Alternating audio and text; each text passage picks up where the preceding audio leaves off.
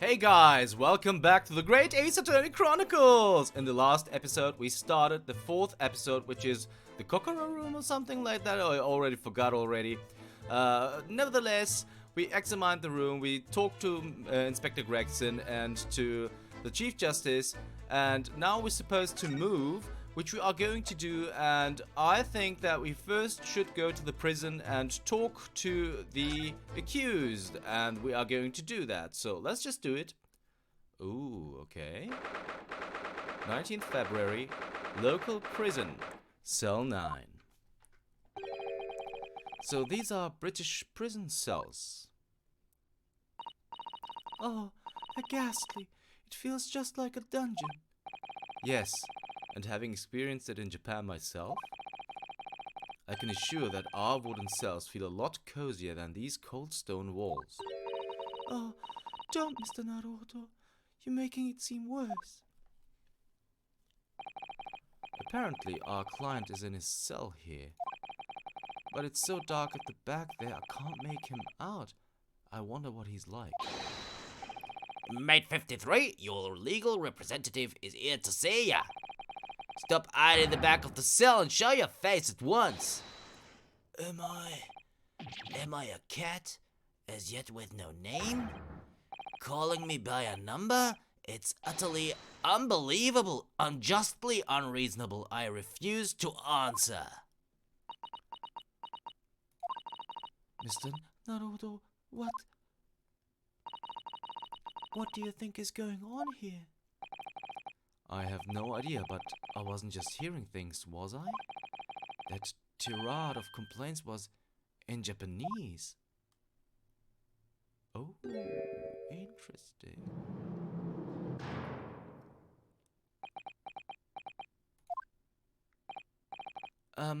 Excuse me, but who? Shh! Quiet! They're all around, hiding. I know they are. They're watching, listening. Even now, I can sense it.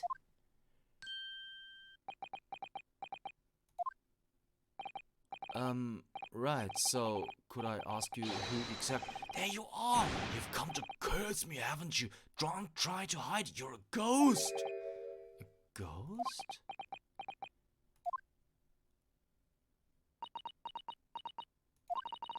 We mean you no harm, prisoner-son. Are you Japanese by any chance?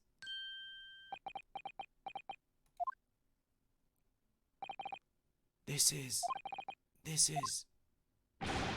beyond my wildest dreams.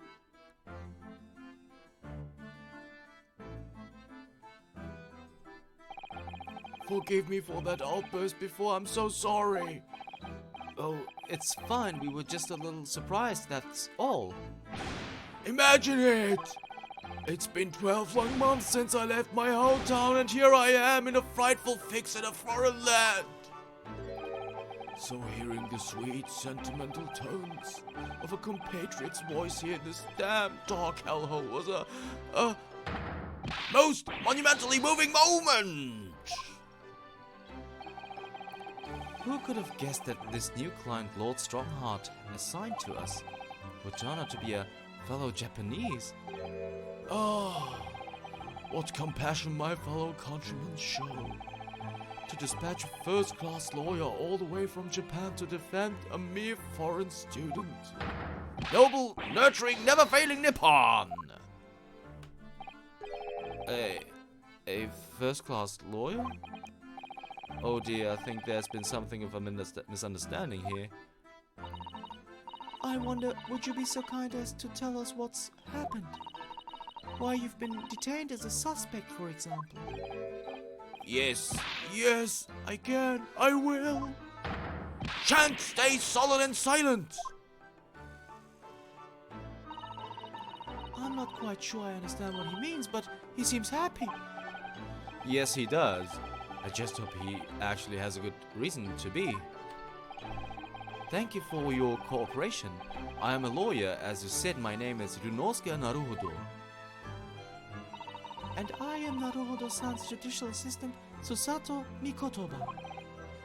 I am a a visiting student sent here by our government. Notably notoriously named Natsume! Soseki Natsume! Alright, we can't examine, but we can converse. I'm just gonna present the armband first, though. Just to see what the reaction is going to be. Yes, yes, the symbol of our great nation empire's first-rate lawyers! Which means, of course, you'll stand by my side, you'll defend me. Oh, no, sorry, that wasn't why I was showing it to you. Then why else would you show me that? Oops, in hindsight, that was probably not the best idea. Well, so let's converse then. Soseki Natsume. Soseki Natsume-san?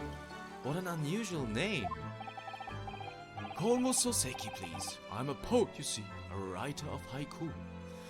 If you know what the name means, by the way, put it in the comments, please. I'm eager to know. I'm not gonna look it up. I'm gonna wait for someone to write it in the comments.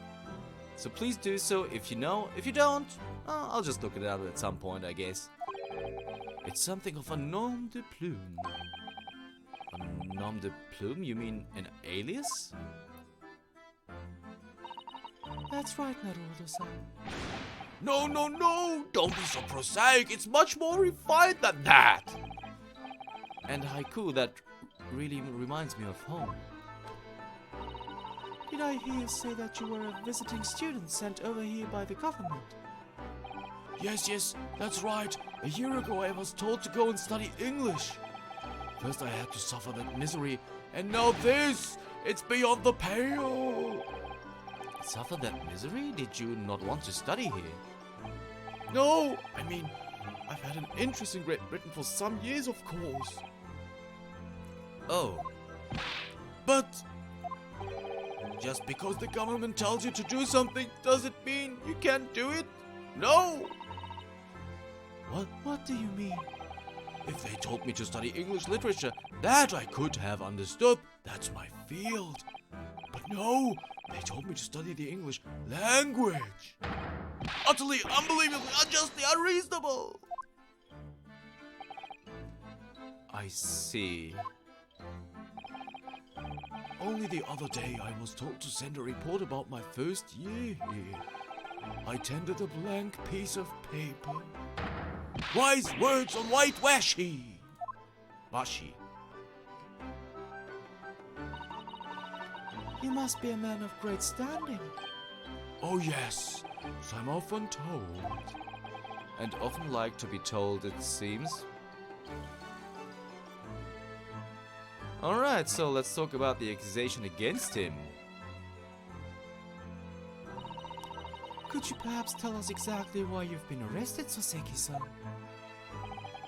I didn't do it! I didn't command that atrocious murder! Murder? Oh, no, it's alright. The woman didn't actually die, did she? But she was stabbed with a knife right before my eyes! Before your eyes? You mean you saw the attacker? I didn't see anyone. What? If I'd seen the person who did it, do you think I'd be locked up in here? Oh dear, it seems this case is becoming rather complicated. Why me? Why me? Why did that silly woman have to be stabbed in front of me? It's the curse of London. It's incredibly, inexcusably, irritatingly inconvenient. So Soseki's-san was there at the scene, but he didn't see the attacker.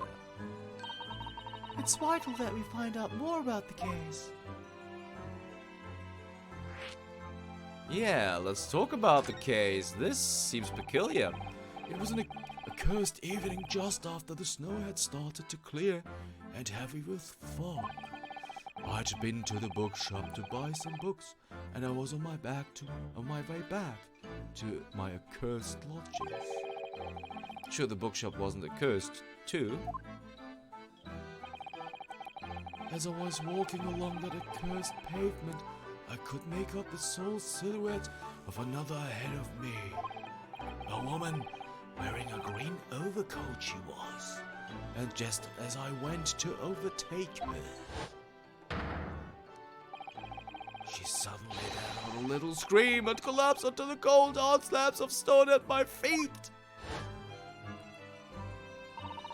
How terrible! How terrible! I called out to the woman, but she didn't move. It was like a ghostly, ghoulish, grim graveyard. Slight exaggeration there, perhaps?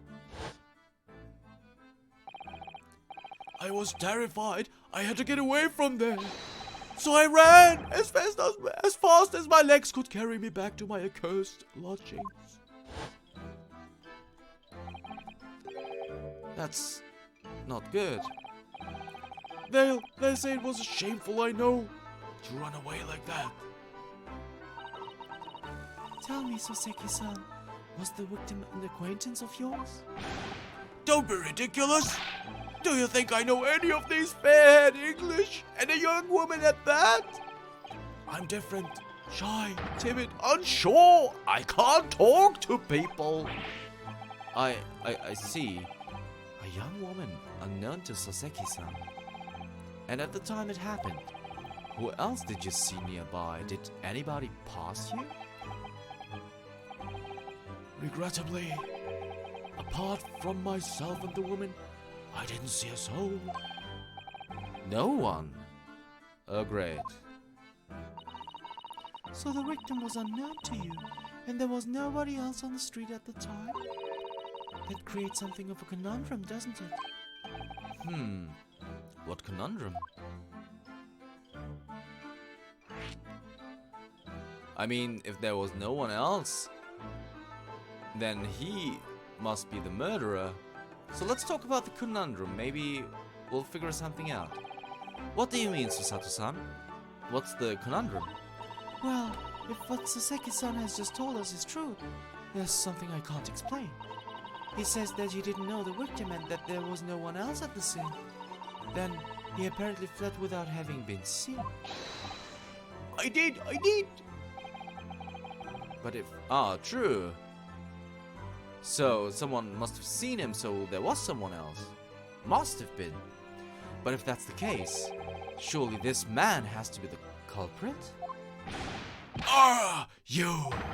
What did you just say? Nothing. I didn't say anything. Oops, perhaps I thought a little loudly? Actually, that's not what was troubling me.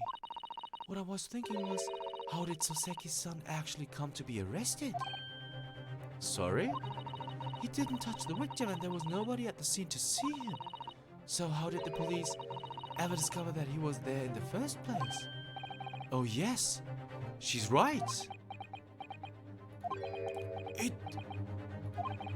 It was him. That accursed great detective.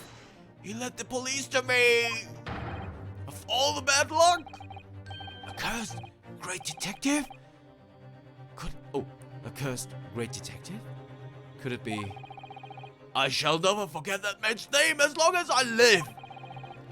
With his haughty laugh and his self-proclaimed greatness. Brash, big-headed busybody, be gone! Oh yeah, we know, Mr. Sholmes. May you be cursed until the end of your days, Herlock Sholmes. Because, yeah, this is a joke because he's kind of, he's supposed to, he thinks he's German. Herlock Sholmes. I knew it. Mr. Sholmes? Yeah, he led everyone to us too in the second case. So let's talk about Mr. Sholmes. Well, I didn't expect to hear that name from this man's lips, that's for sure. It was the morning after the nightmare had unfolded on the pavement before me. I was gnawing on a silver of hard cheese when some men suddenly burst in through the door. They started shouting at me. This the police? Put the weapon down! Yes, it was a thin sliver, and yes, it was hard, but I wasn't eating a weapon. Disgusting dietary discrimination, devils! You clearly had a trying morning yesterday. And there he was, in the middle of all the policemen, Grinning like a Cheshire cat. that Herr Locker Sholmes. It's actually just Herlock Sholmes. He's English. I've since found out that he's a famous name in detection here in London. Yes, the great detective is really well known. And his overly sharp mind managed to deduce my whereabouts apparently. He thinks I'm the knife-wielding madman. Me! This week's stupid kitten of a man. I wonder what great deduction process led him to his conclusion this time. Do you mean to say that Mr. Sholmes' deduction was the only reason the police arrested you? That would be really most unreasonable. Well, the thing is, I was thrown into a panic when they barged their way in. Of course you were. That's only natural. I was terrified and trembling, and they kept throwing question after question at me in impossible English. Fiendish foreign film flabbery! Well, we are in England. You can't really blame them for questioning you in English. Good point, good point. But my mind went blank. I knew I had to answer, but I didn't know what to say. So I just kept repeating things like, yes I do, and I'm fine. The next thing I knew, I was in manacles. And before I knew it, I was thrown in here. Oh dear, I'm afraid that's hardly surprising. I'm fine? He's not fine now.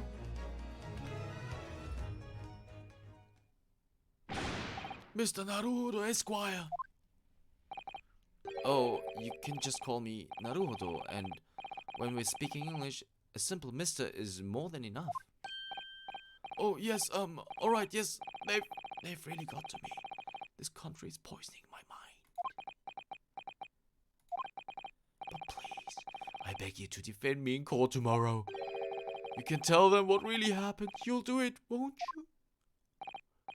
Well, Why? Why is it so hard to say yes to me? Well, the thing is, I'm just a student like yourself on a study tour. A student?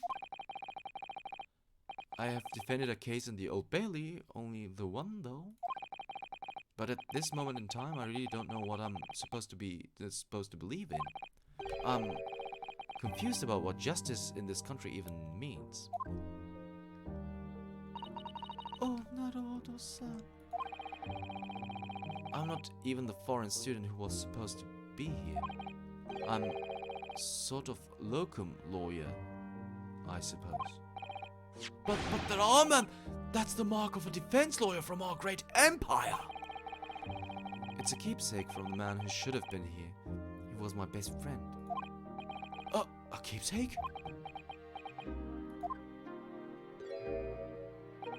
I know exactly what they're saying about me. Oh, who do you mean? The lawyers.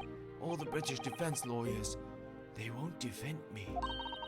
Goodness, why? Why do you say that? For the same reason as you noted before. When it happened, there was only the victim and myself around. And I ran away from the scene of the crime. I'm not a fool. I know it looks as though I must be the culprit. It must be very hard for you, Soseki-san. And anyway, I'm a student from overseas.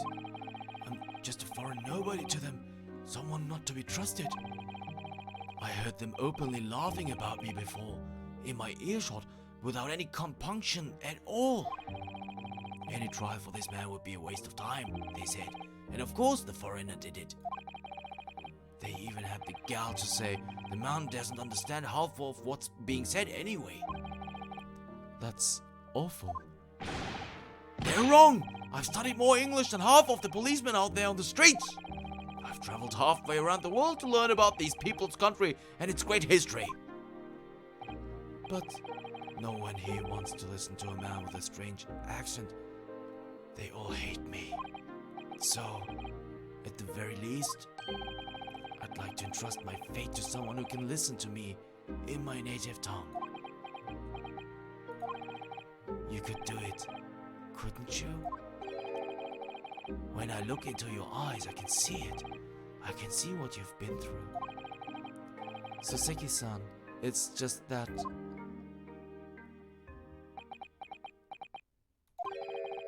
Give me a little time, please. Huh? I'll do what I can for the time being. What do you mean? We shall investigate the case as thoroughly as possible. If we can find some clues, it will give us a much better chance, I'm sure. Oh yes, yes, thank you. I'll be here, all alone, waiting for you. Locum student Mr. Naruto Esquire. We should be going then, Naruto-san. We have a case to prepare for.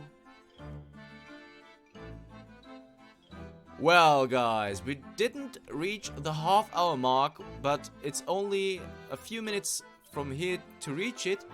And I know it's a little bit short right now, but I promise you I will upload another episode right after this one, so you won't have any shortcomings.